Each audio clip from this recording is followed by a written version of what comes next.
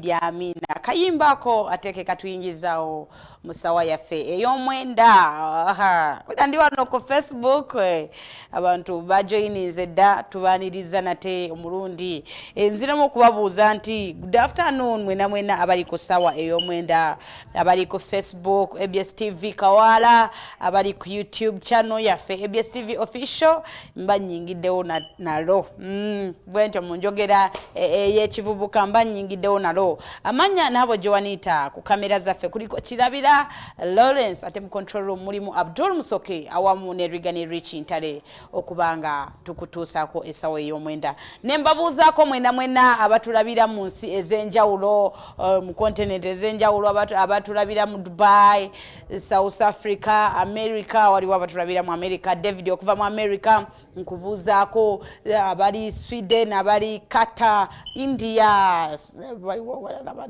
Rwanda, Sudani, wewalala kata eyo yonna kasitobanga otega EBS TV nobanga oli ku sawa Eyomwenda awamu nammwe abasitreaminga live ku Facebook nobanga buli sawa mwenda gwe nga watekako ne notification ngekulaga nti kati Joan atandise mwana saba mukama akuwe kyosinga okwagala akukolera ebyamagero bye yasuubiza okukola abikole mu bulamu bwo abikole nga tikogamba waliwo ne gwe nalabye ku Facebook nangamba Joan abadde agamba waliwe yamusuubiza sente ze naye tanazimuwa Katonda akikuwa ekyoyagala Joyce mubaddeko bangi naye nga bambi njagala mukama abawe bye musinga okwagala abawanguze ababuuse emitego gya sitaani mubeere nga muwangula eyo essala yange okuva ninya wano mbeera nsabirira ekyo nti buli ali kusawa Eyomwenda mukama buli anazibiriza nasaba naga mukama njagala ekintu bwekiti njagala bizinesi njagala mukama waliwo n'abali eyo Dubai nga yagamba naye passport yange bagikwata sisobola kudda mu Uganda ate nga ne sente zange bakyazirina gwe nina kyenkusabira Katonda abeeko kyakola ate osobola okubanga ofuna naawe kyeweetaaga abatulabira mu Western region Fort Portal Kabale abantu be Kabale abantu be Masaka Mityana abantu beyo mwena buli nsi gy'oli mu kasitobanga EBS TV etuuka ku television yo nobanga otulaba bannange njagala mukama abasumulule abawo omukisa waliwo n'ekirala ekiriwo nti chance bw'obanga osuza EBS TV mu makaago obanga ogisiibyamu nga gwe olaba EBS TV nebanga tevaako waliwo omukisa Musumba Yiga gwe yagisabidde wagamba nti oyina ebizibu ebyenjawulo gitege mu dduuka lyo teekako EBS TV ojalaba nga bakasitoma bayiika byotategeera naye kasitebanga kweriyo eyogera ojalabawo ekyenjawulo then mwe abaloota ebirooto ebibi olina ebirooto ebikusumbuwa buli bwoteekako oluba bwoti ku buliri owulira ekikutuga kikutwala kikusika nawe olajjananga n'ebyolajjana tebabiwulira suzaako EBS TV ojja kubanga ebirooto bwe bityo ebibi ebyentiisa nga tokyabifuna oyagala kuzaala balongo obwedda akantu kayitawo abaagala ozaala abalongo gwe suzaako EBS TV ojja kuzukuka nga abalongo bayingidde Omusumba Yiga bwagambye si so Yiga weeyigirize okusuzaako EBS TV gwalina kyoyagala abagala abaana abagala obufumbo so suzaako EBS TV gisiibyeko ojalabanga buli kyoyagala okifuna kirabira Lawrence oba Junior yamuleseewo atayira ntunula bwatyo atera okweyagaliza naye nga olunaku olwaleero olunaku lwa 2 ennaku z'omwezi ziri 14 ate omwezi gwo tuli mu January ogwo omwaka mupya 2020 oba 2020 saagala ogambe nti ate ki mukama yakikoze ne tusobola okubanga tuguyingira nga tetusasudde nga temunaye tewaliika kayawulo ke twamutaddeyo nti kaako mwana tuyingize 2 twalabiddawo ng'ekintu tukikubye bakiyita kukuba kajji ne tubanga tuyingira mu 2020 I'm happy nze ni musanyufu nganze nzaani munnaye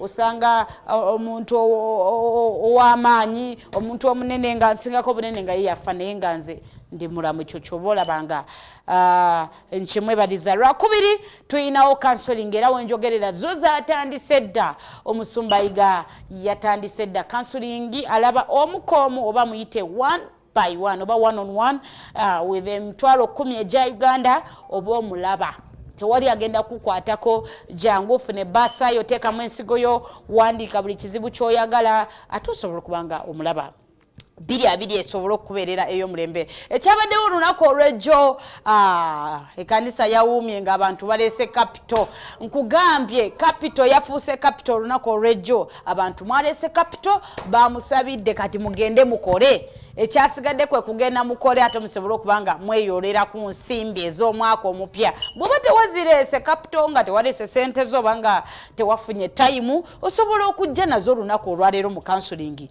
naye ate ebyaleero bya sente kivula ejjo nabalabudde ne ŋŋamba bantu mmwe bulijjo mwekwasa nti Musumba Yiga abalabira sente kati bw'obanga tewasobodde kujja mu by'obwereere kikyoyagala then jangu ne sente olunaku olwaleero mitwalo 10 n'ensigo yo oba ne kapito gwe atasobodde muleeta olunaku olw'ejjo ajja kuba kulaba ate akusabire olwokutaano gundi services zaffe zigenda kubeerawo agenda gaba watermelon ya lunaku olwokutaano luno so abantu abava ewala abantu abava mu bitundu ebyenjawulo watermelon eno si gwe gusooso gigabako bagigabako 2016 2017 nekiggwera abantu ne basumululwa watermelon yafuuka watermelon emyaka egyo ebiri gye bagigabiramu so okubikkulirwa okuba revolution eyo yakomyewo agenda gaba watermelon oyina kansa oyina ebizimba munda nawe atazaala bakugamba nti nabaanayo munaye tukyasobola kuzaala nafu tekyesobola therefore osobola okwejjira olunaku olwokutaano nobanga weefunira watermelon watermelon eyo waliwo n'abalala be bagamba nti omusaayi gwo mulwadde oyina HIV oba akawuka ka siriimu oyina babiyita batya ebirala kugamba oyina endwadde ez'enjawulo oyina TB oyina hepatitis endwadde ez'enjawulo so engeri gye kiri nti watermelon eringa erimu omusaayi muleka mwadete munakigera naye nze nakitegedde engeri gye kiri nti watermelon eyo eri formed munda liquid eringa musaayi jangu oginywe bw'onooginywa omusaayi gwo gugenda kuba gulongoka kubanga egenda kusabirwa era wenjogerera Musumba Yiga ali mu kugisabira agenda takinga this week ng'agisabira so on Friday jangu nga weetegese okufuna watermelon mujje bangi naye mukeereeko nabalabira wano ekyali ku butambala bannanga obutambala nabwo bwali bwansasagge abantu bajjula overflow ne zijjula kugamba okujjala etyoko okeerako munaye n'ofuna ekifo eky'omumwanjo n'obanga ne bwe batandika okugabanga ofuna mangu ngofuna mangu so mukerekereko by sawa 8 bera ng'otuuse naye nga tugenda kusuula wano paka budde kucha nga tuli wano tusabe tumale tulye watermelon emisaayi gyaffe gitukule gwe waliisibwa eddogo waliwo nga okuva lwazaalibwa baakuliisa eddogo yali muka kitaawo yali ani kwegamba wali eddogo okuva mu buto likubeera muli kukuliramu bw'onoolya ekibala ekyo ojja kubanga obeera fine ate Sunday eryejja ng'ojjeeko eno eno egenda kuba y'amafuta ng'ojjeeko eno eryejja tugenda kubanga Musumba Yiga abagabira amagi lulimu agalaba wolololo Musumba mu magi mubeera mu biki amagi munange kwegamba amagi nago gakomyewo ku Sunday ejja ng'ojjeeko eno era Musumba Yiga agenda kuba agaba amagi ate n'ekirala ekyakomyewo ge mazzi Musumba ge yanaaza mu mutwe gwabamu mwali mwagamisinga nga temwagafuna eyo chance yakomyewo so ebintu bwe bityo mubeerenga mubijjumbira ate obulamu bw'omunaye buyinza obutasigala kyekimu omwaka 2020 tuyina ate okwerwanako olunaku olw'enkya Omusumba Andrew Jengo abeera ne kansolingi jangu keerako naye mbeera mbakubiriza bw'oba ojja mu kansolingi gezaako okujja nga toyina kewaalidde kye bayita oba okusiiba jangu nga toyina kyewaalidde obusanga bw'omala osinkana Musumba olyoka olye ojja kuba osumululwa ngenda kuba mpitirako ku message eziri ku Facebook abali live abastreaminga live ku Facebook yaffe Esaawa Eyomwenda ku Ebipya TV Kawaala nja kuba nsomako ku message zammwe then tulabe ate kigenda mu maaso naye nga ebintu ebyenjawulo tulina okubeeramu n'omwoyo w'okutegeera abalese ekintu kino n'ogaya n'obeeranga weegaya ne bonkusabira abalwadde n'ogamba omulwadde wange sijja muleeta okugenda okwekanga ng'akoze eki ng'omulwadde wafunye obuzibu. Waliwo n'okulabula okulala kwe baŋŋambye mbagambeko abantu abaafuna obunabbi. Musumba Yiga yakubira ku simu, Pastor Andrew yakubira esimu n'akugamba ekintu bwekito ne bwekito ne bagamba kola ekintu bwekiti naye n'otakikola.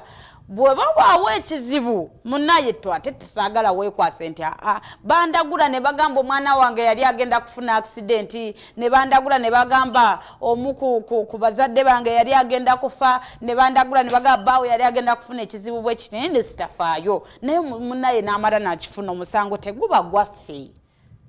Ogwa musango teguba gwaffe. So bwe bakugamba ekintu oba Musumba Yiga bakugamba nti ekintu bwekiti ne bwekiti kola bwekiti okufuna okulaba ng'embeera yo etereera, leka tukikole. Sekyo tukikole. Abantu abaweebwako obunabbi abali ab'ebifaananyi mukole kye babagamba okukola ebizibu byammwe bisobole okuba nga bitereera. Friday eno muleeta abalwadde neera nga bwe kisoboka. Abalwadde bammwe omulwadde bakugamba nti tasobola kuwona ne bakugamba nti omulwadde wagenda kufa munaye alina kansa ne bakusalako ennyama, omulwadde wayina amazzi mu lubuto. Mwalabye omulwadde eyabaddewo ku Friday, it was Sunday, yabadde Sunday omulwadde bamuloga amazzi najjula olubuto nga olubuto lwe lujjudde amazzi. Musumba n'amusabira amazzi ne gatandika okuyitira mu nnyindo. So nawe osobola okuba nga oli eyo olina ekizibu bwe kityo, omwana wo oba omukyala wo oba musajja wo oba mwana oba muganda wo sort of ng'alina amazzi mu lubuto oba nga bamuloga ekintu bwe kityo, nawe muleete abamera amabeere, abagwa ku accident, abalina ebizibu ebyenjawulo, abatawulira, abatalaba, mbayise mwenna. Olunaku olwokutaano mutuleetere abalwadde bammwe okukkiriza we kuli n'amaanyi ennaku zino 2020 tekyalinga 2019. Leero n'abafu bagenda kuba bazuukira batambule ng'ensi yonna eraba. Ensi ejja kuba eraba. Ebyamagerero nja kubanga mbikulaga era tubikuteerayo n'olaba mu kiki olifa teweerabidde essaawa nnyo era bibeerawo n'obiraba. Naye waliwo agamba nti mbiraba, yes mbiraba naye simanyi. Revival Christian Church oba Omusumba Yiga yaani asangibwawa? Gwe ayagala okutulaba oba ayagala okujja ew'Omusumba Yiga Augustine abizaayo, ojja kugenda mu paaka ey'Namirembe Road mu town Kampala, capital city yaffe, obuze tax ezijja Kawala oba Pastor Yiga Augustine abizaayo. Bagenda kuleetera nusu 500 olwa Uganda roka. Ate gwagamba nti no sikozesa taxi oba nevuga wona wotuuka kasitotuuka mu kibuga Kampala vuga ng'ojja kuyita Nankulabye oyite Bakuli oyite Kasubi then okwate ekyekawala era direction ogenda kuba ogiraba. Ate owa boda okozesa 13 zokka eza Uganda okubanga otutuukako obanga otuuka ku Revival Christian Church Center. Abakansolingi ng'oyagala kulaba Musumba Yiga ng'oli bwomu, kino kyo kinkakatako okubagamba kuba oluvawo nga bakumira Joani njagala kulaba Musumba, njagala kumpaako ku Musumba njogereko naye. No, ogenda kujja olunaku olwokubiri, olwokuna awamu n'olunaku olw'omukaaga. Awo oba osobola okumulaba nga muli babiri n'omubulira ekikuluma oba ye n'akwewera ennamba ye n'akubulira ekyokukola. Naye nga ffe tetugaba namba za Musumba Yiga ku simu zaffe oba totawana kunkubira ng'ogamba Joani mpe namba ya Musumba, Joani njagala kwogera na Musumba. No, olina okujja mu counseling ye n'asooka akubulira ekyokukola oba n'agikuwa enamba ye. Naye ng'abantu mbadde nga mukubalaba buli namba gy'olabawo ng'olowooza ya Musumba Yiga, no tezibeera. So mugezeeko okujja mu counseling, awo mujja kubanga ebizibu byammwe ate nga bigonjoolwa mangu. Amina. Ngenda kubanga mbatwalako ate mu services zaffe naye nga sinnabatwalako mu services zaffe ezibeera mu Friday night, mu Sunday Miracle Moment. Mwe nsooka okutwala okwebaza kuno oba okusiima abantu abayimiriddewo ku lwa ABS TV ne mutusupportinga ne beesobola okubanga eyimirira obanga obuweereza bwaffe buyimirira. Abasinga mubadde nga mukozesa enamba eri 0783 644847 nga musupportinga ABS TV twebaza Mukama olw'omutima gwe muyina ogw'okukkiriza. Abamu bazisindika okuva ebweru nga ba Eroni, abo ba team Dubai, team South Africa, team America. Omanyi tulina team ez'enjawulo awo FB ne bakozesa chance ne basindika naye nga tebalina mu Uganda. Omulimu ogwo gwe mukola bannange nsooka okubeebaza, mbeebaliza ddala. Era nga I think this week egenda otandika ngenda kuddamu mbasome amannya gammwe, nziremu mbasome ate musobole okubanga mutegeera nti bambi message zammwe tuzifuna era n'okusiima nga tusiimira ddala Omusumba Yiga yangambye mbeebaze era nziremu okubeebaza naye nga tugenda kuddamu kusoma amannya gammwe I think on Monday. Nammwe abasindikaawo ku ssaawa ey'omwenda offering tithe oba buli kimu kyonna kyemusindikaawo kasita obanga osupportinga obuweereza bwaffe on Monday tujja kuba tuddamu okusoma amanya gammwe. Therefore nsaba munzikirizeeko ate ngendeko mu bulango naye bwe naava mu bulango ngenda kuba mbatwala straight mu services zaffe mu miracle moment mulabe abalwadde. Beera alati ng'oli ku TV olabe omulwadde gw'olina ayina ekizibu bwe kityo, omulwadde gw'olina anaasobola okuwona kubanga nabo abalwadde betusabira babeera mu conditions mbinga mbi nnyonyonyo nga zisusse nga n'abasawo z'abalema abamu badduka mulago abalala ne batoloka nga babagobye. So beerako ku ABS TV olabe kiki ekigenda mu maaso buli lwa Friday ne Sunday naye nga ku Friday no tugenda kuba tugaba watermelon. So kerako abewala mbayita musuleko wano olwokuna then Friday osobola okubeerako. Kambalekere church moment.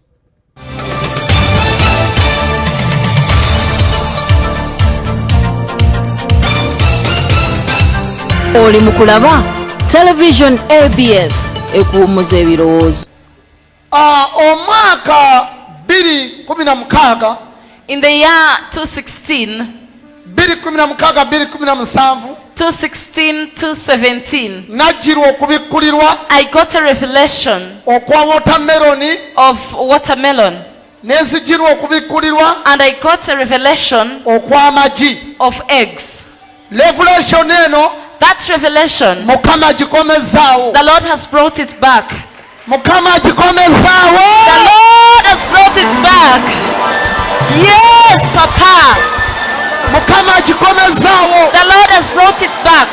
Ku Lwokutaano lwa weekend. On Friday this week, buli muntu yenna everybody jangu olye ku watermelon. come and taste the watermelon. Yes, Papa. I don't even need 50 shillings from you. The watermelon is free. On Friday this week, come and eat the watermelon. Why a watermelon? I'm going to pray. A person who was diagnosed with cancer of the uterus, come and eat this watermelon. The one who was diagnosed with diabetes, or you have cancer or HIV positive, come and eat this watermelon. The witchcraft you were fed on while you were still young, on that Friday of this week, you are going to throw it out. Yes, I mean Friday night this week. Come and eat the watermelon. Whatever you were diagnosed with in your body is going to take off and run away. Don't eat the watermelon on Friday this week. Make sure by 4 p.m. you'll have arrived at Kawala. Those who stay far off distance, those from Nairobi, Kenya, Tanzania, Congo, Sudan, you are free to come on Thursdays. The entrances of this church, they stay open all night long. No one is allowed to stop you from entering. And you stay here to wait for the service the next day. Clap for that. Tell your neighbor, don't miss to eat the watermelon this Friday night.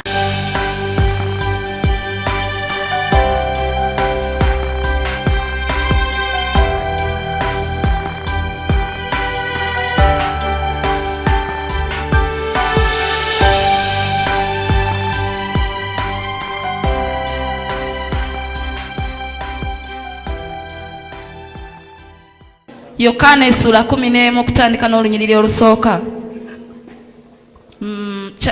John 11 verse 1. Linda kumbuze ng'omusiro. Woli. Wanji? Woli wano. Ogamba wanene? Iwe ndi nnyo. Mwe mulaba wali?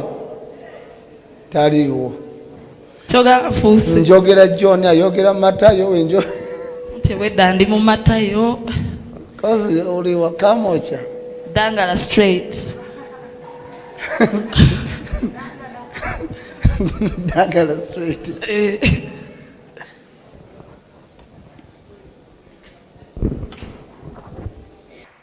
Amen. Amina.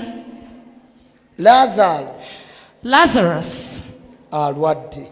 is sick. Ngenda kwogera ku musajja ono Lazaro. I'm gonna speak of this man Lazarus. Era enjiri yange ngisuubira okuwanvu ennyo. I expect my gospel to elongate. Naye nga njagala otegeere bulungi ekyawandiikibwa kino. But I'd like you to really understand ekiri mu Yokaana essula 11. That's in John chapter 11. N'olunya olusooka. Starting with verse 1 in the New Testament. Lazaro alwadde. Lazarus has fallen ill. Ekisookera ddala. First of all, Lazaro ono gwe njogerako. this Lazarus I'm talking about, ekirwadde kye yali alina the sickness he had kyali kyamaanyi nnyo. was huge. Obanga kyatuuka okukola ettutumu mu kibuga omwo. Is it only Lazarus who was sick in that town? Bw'abanga si yeka yali omulwadde mu If kibuga and omwo, only he wasn't the only one who was sick, kitegeeza ekirwadde kye yalwala which means the illness that affected him, kyali kyamaanyi it nnyo was very huge, ne kikola ettutumu sensitive, that it mu made kibuga nga fame buli muntu yenna in the city, in that ng'ekibuga kimanyi Lazaro every person around came to know who Lazarus was obulwadde bwe. or about his illness. Lazarus, obulwadde bwe. his illness. Ekibuga ne kimanya Lazaro And then the town came to know about Lazarus obulwadde bwe. and his illness. Obulwadde bwe bwakola ettutumu His illness became famous mu kibuga kino. in this town, Buli muntu n'amanya Lazaro in that every person came to know about Lazarus, nti mulwadde. that he was sick.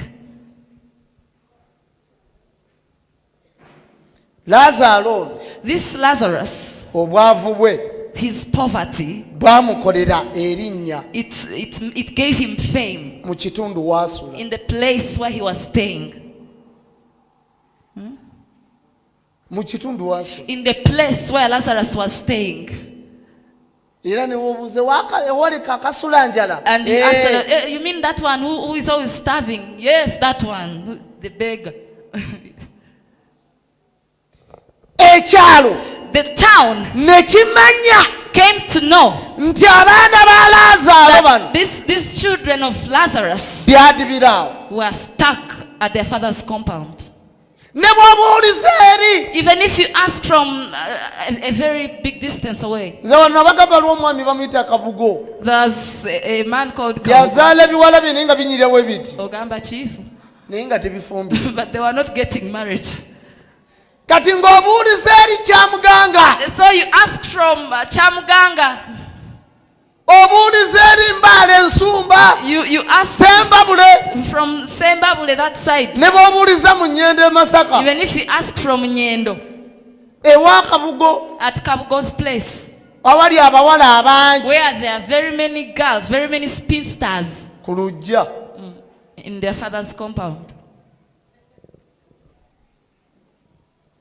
Obulwadde bwa Lazaro bwakola erinnya. Lazarus' sickness or illness Naawe famire became yammwe famous. Even you, your family, mwakola erinnya ly'obwavu. you became famous in your poverty.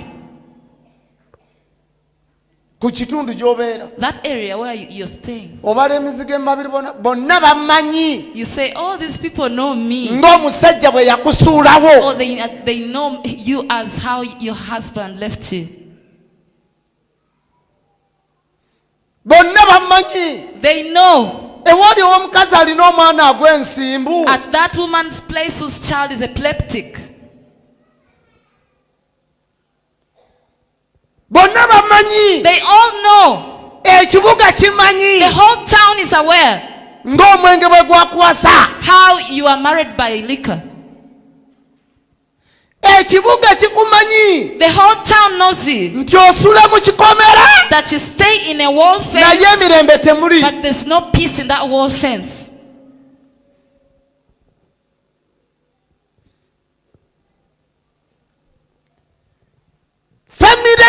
Your family, if it's the whole city, it knows you as a failure.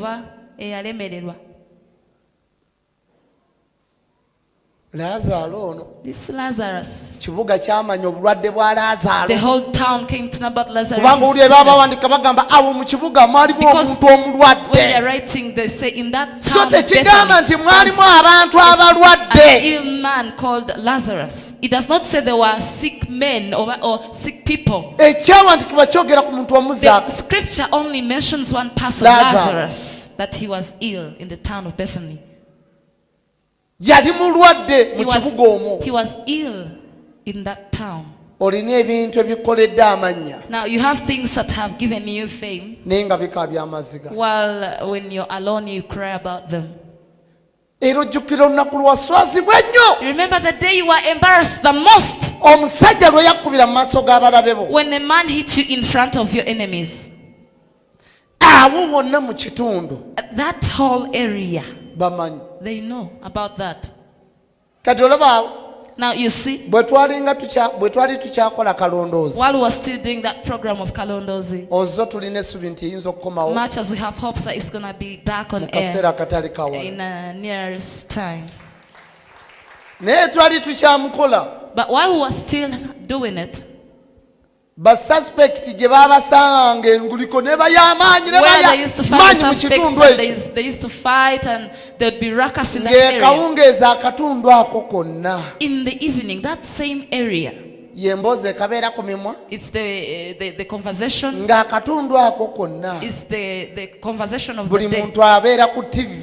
Because everyone has seen or is going to see what took place in their village. What am I trying to let you know?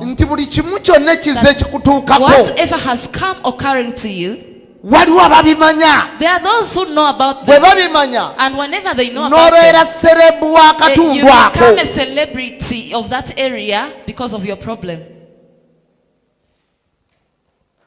You're very famous. Just as Lazarus became famous in that town of Bethany because of his illness. You see me on TV and you are very famous in that tenement yard of your landlord. You even hail yourself at times. You see me here, you phone me here. Those who come leave me.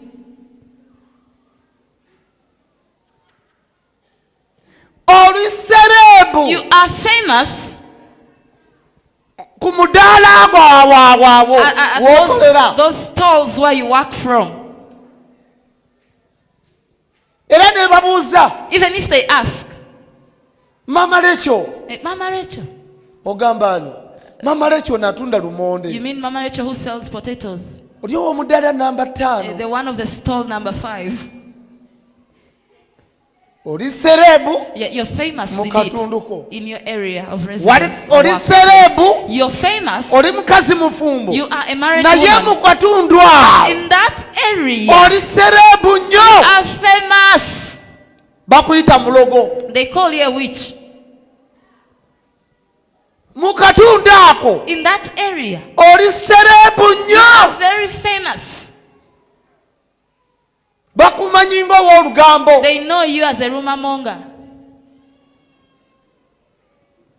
And in that same area, you are very, very famous. Because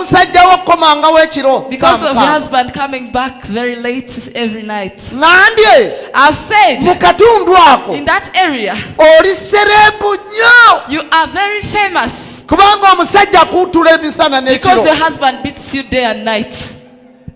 The neighbors know. Ask your neighbor, are you famous? Are you famous in some way? Clap for Jesus, everybody. In that area of your residence, you are very famous. In that small shop of yours, the shop makes a name for you. But it's not. It does not have so many things as such. But you have lasted there. It does not increase. It's static. It comes a little bit down. Then you get loans and then you add on. It reaches a certain level and it remains static again. It remains there.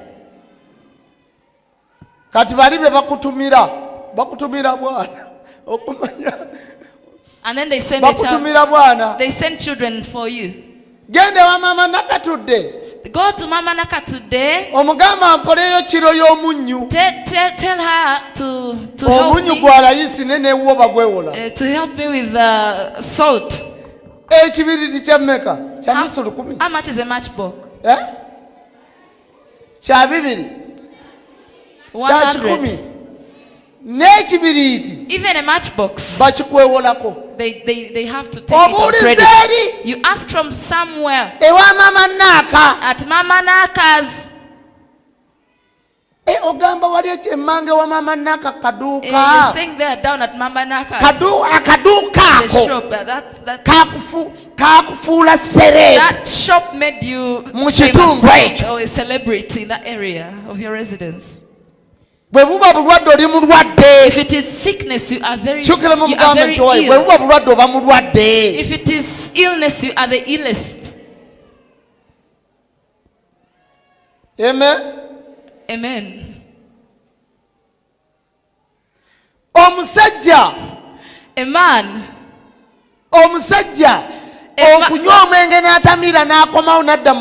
A man to get drunk, he comes back and beats you up. It made you famous where you stay. The money lenders. You became very famous. And to money lenders.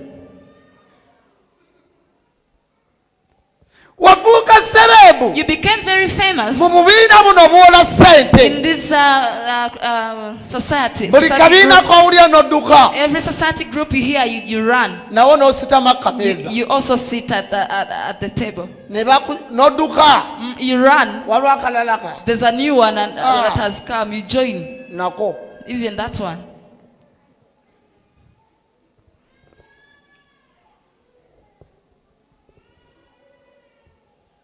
Turn to your neighbor and say, there you are ill. There you're ill. You are ill. You are a customer in borrowing money from banks. Every now and then your property has stickers of for sale. For sale. For sale. Under the bank. And bank property for sale. Yours, your property, are the ones that have such things, such posts. But Jesus' word, when it had that, he threw a word and said, the sickness that Lazarus is suffering from is not for killing him. There is something that's going to be portrayed There's something that's going to be portrayed through that illness of Lazarus. Even I prophesy that there is something that's going to come out of torture, out of suffering.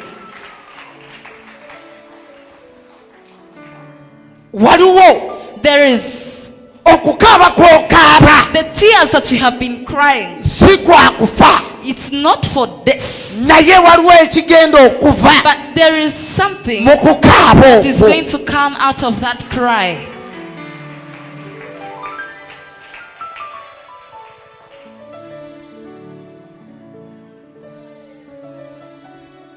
Amen. Amina.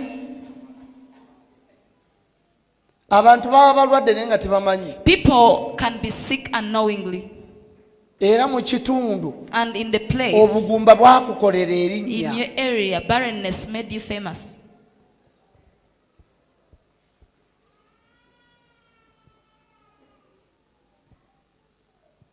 Naye But Yesu bwe baamutumira nti Laazaalo alwadde, when they sent a message to Jesus that Lazarus was yaddamu ill, ekigambo kimu. he answered them Obulwadde Laazaalo that bw'alwadde the illness Lazarus has si bwakufa, is not for death, naye ekitiibwa kya Katonda but for the glory of God, kigenda kulabisibwa. to be exalted, to be witnessed. Obwavu obukuliko, nange nkugamba obwavu obukuliko Now, I'm also telling you that the poverty which is upon you si bwakufa, is not for death. It's not going to kill you. naye ekitiibwa ky'e Kawaala But the glory of Kawala, ekya Katonda God's glory at Kawala, kigenda kulabisibwa is going to be revealed. olw'ebizibu ebyo For by'olina. those problems that you have been having,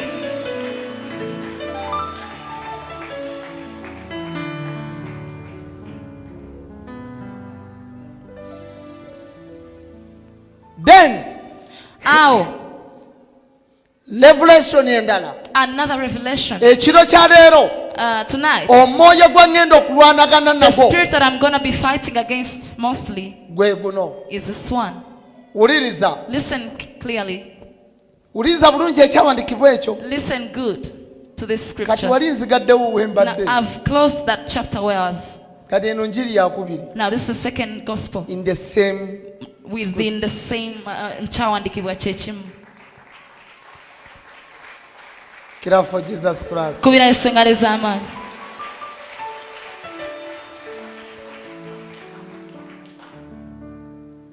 Enjiri eyokubiri mu kyawandiikibwa ekyo And the second gospel from that scripture, egamba it says mu Yokaana In sura John- 11 olunya olusooka in John chapter 11 verse 1, egamba it says, waliwo omuntu omulwadde there was a sick man, mu kibuga ekyo, there was a sick person in that town amannya ge by the names nga ye Laazaalo. of Lazarus. Yalina bannyina He had his sisters, Mariyamu ne yes, Maliza, Mary and Martha. ne batumira Yesu So they sent a message to Jesus ne bamugamba, and they told him mukama wo gw'oyagala ennyo, mukwano gwo, that your friend gw'oyagala ennyo that you love dearly alwadde, is ill, anaatera okufa, is at the death point. okumusanga n'obutamusanga. For you to find him, it might be very luck. It might be of luck. Ekinsanyusa Now, what makes ku me njiri happy ya Yesu, omanyi buli muntu alina wakulukutira, about Jesus' gospel, everyone has how they flow. era nze olwawo nnyo okunsanga mu ndagaano enkadde eyo. And for me, you can even take long to find me in the Old Testament. Now, Ntegeera Yesu, I understand Jesus. naye endagaano enkadde ngitegeera, I even understand the Old Testament, naye sige mafuta gange, but it's not my anointing. sikulukutirayo, I don't flow there. nkulukutira mu njiri ya Yesu. I flow through the gospel of Jesus. Era bw'ogoberera enjiri yange n'eri mu bikolo And by'abatume eyo ludda we whenever you sitira follow my gospel, it is the acts of the Naye apostles njagala all nnyo eno around enjiri ya Yesu. because I love this gospel of Jesus very much. amafuta gange we gatambulira. That is where my anointing flows. So tolina kyonza kumbuuza mu Bayibuli nga Therefore, there sikimanyi. is nothing you can ask me in the Bible, or yet I don't know it. Kaakati Now, Yesu ono yatuzannyira paati Jesus nyingi. played a very big role for Wano us. wennyini Yesu Here exactly, yazannya paati y'abantu Jesus played a role of people. abakwagala ng'oli mulamu People who want you ng'oli bulungi when you're doing well, ate bw'obeera obubi but once you're doing badly, ne bakwabulira. They ran away. Ekyawandiikibwa kigamba nti Lazaro The scripture yali says mukwano gwa Yesu. Lazarus was Jesus' friend. Yesu baamutumira nti Lazaro But alwadde. when they sent Jesus a message that Lazarus has fallen ill, Teyatawaana he genda. never bothered to go there. N'agamba obulwadde bw'alwadde si He said the bwakufa. illness he's suffering from Ne is not bagamba kati laba meant okubala to kill atokuli him. wano. And then they said, what is he meaning? Amen. Amina. Yesu teyagendayo. Jesus never went there to check Lazarus while he was sick. Bw'ataagendayo After him not going there, kitutegeeza ki? what does it teach us? Yesu yakulaga Jesus showed you nti ne mukwano gwo that even your best mu friend buzibu in troubles asobola okukwabulira. can let go of you, can desert you. Owulidde olunyi kye lugamba tell you mukwano gwo Lazaro gw'oyagala Your ennyo friend Lazarus, whom you alwadde love dearly, is ill. okumusanga n'obutamusanga. To find him and not to find him, it's by luck. Yesu teyalinnyayo, Jesus never bothered to step there, yakulaga paati. but he showed you something. Babadde bamukwano They've been very close. bw'alwadde But the moment he's now Yesu sick, talinnyeeyo. Jesus hasn't even stepped there. Nina omuntu kati gwe ndiko mu revelation There is yange. someone I'm now talking about according to my revelation. Walina abantu You had people, nga mikwano gyo nnyo, your friends, your close friends. naye ebizibu ebyajja But when problems came your way, tebajja kukulaba, no one bothered to come and check on you. ate be baakukolako akatabo. And instead, they made a story out of your life. Ate baali mikwano gyo Yet they were your friends before, n'obasembeza. and you brought them closer to yourself. Kati ku ssaawa ya leero But right now, this moment, tebeetaaga they do kumanya not need to know what concerns your oli life. kasasiro, Whether you're like rubbish. be wayamba Those you helped at one time, ku ssaawa ya leero at this moment, be balabe bo. they forgot you and they are your enemies. Naye okuva lozze wano e Kawaala But from the time you have Buli stepped here ky'obadde at Kawala, tomanyi. whatever you never knew, ogenda kukimanya. you're going to have to know it. Kubira ddala engalo ez'amaanyi. A very big round of applause.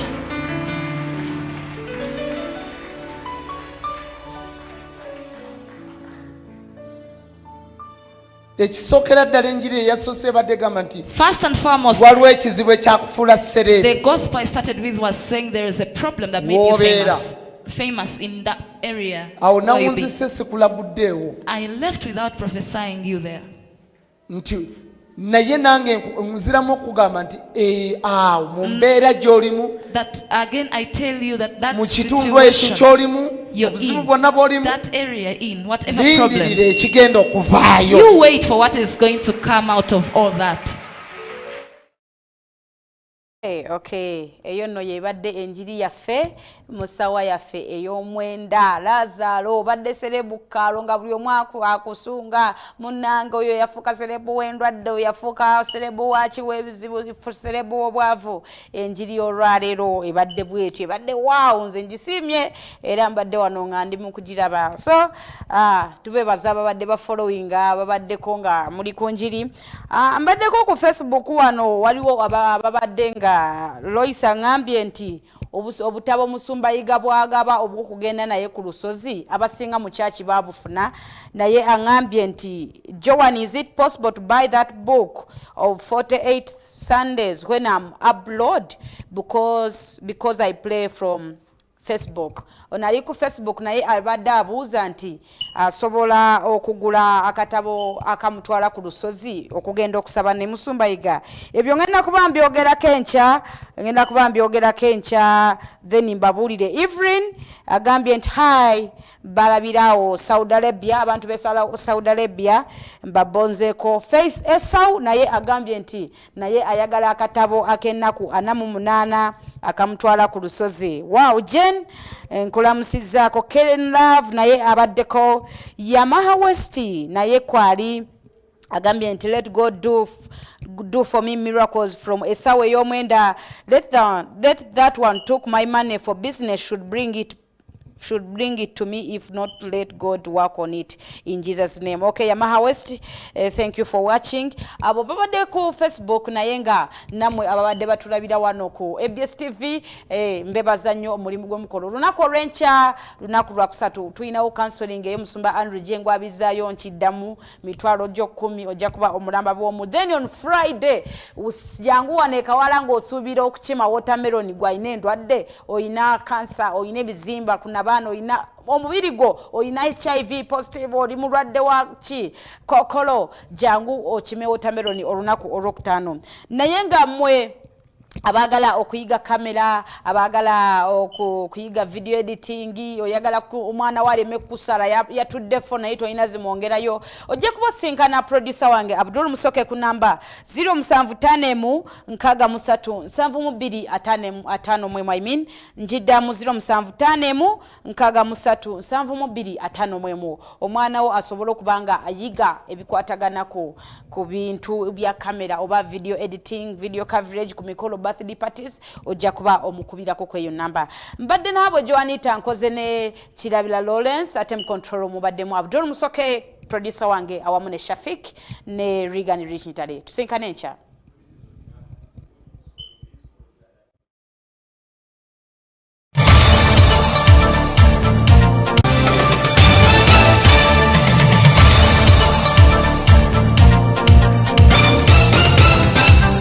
Oli mukulaba television ABS ekuumuza ebirowoozo.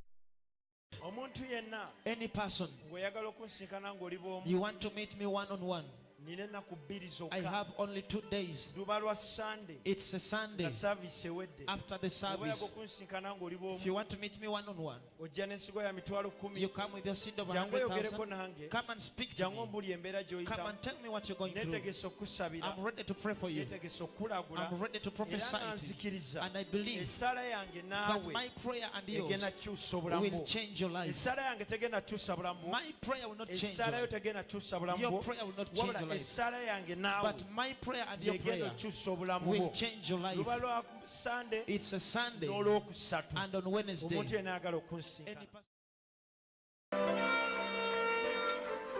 Ng'ennaku z'omwezi nga 19 On the 19th, omwezi guno gwennyini this same month of lwe January, lunaku we ngenda okuddamu osiiga is the amafuta. day I'm going to anoint Buli muntu yenna every person. jangu osigibwa amafuta Come and be anointed. agakuyingiza omwaka. This